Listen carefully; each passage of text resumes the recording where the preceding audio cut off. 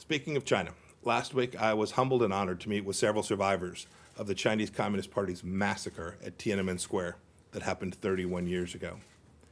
I also released a statement on China's obscene attempts to take advantage of our domestic situation to press their political agenda, which I'm sure many of you saw. There is no equivalence between our two forms of government. We have the rule of law, China does not. We have free speech and embrace peaceful protest, they don't. We defend religious freedom, as I just noted. China continues its decades-long war on faith. The contrast couldn't be more clear. During the best of times, China ruthlessly imposes communism. And amidst the most difficult challenges the United States faces, we work to secure freedom for all.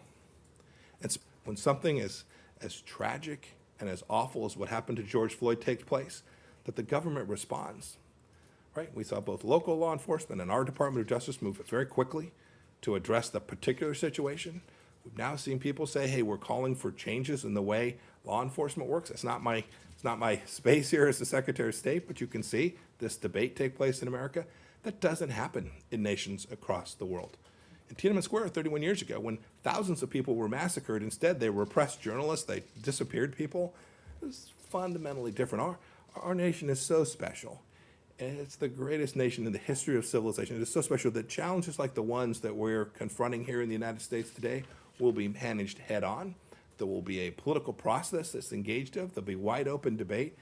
And our core principles, the fact that we respect every human being because they are made in the image of God, will be reflected in the way that the United States responds to these challenges.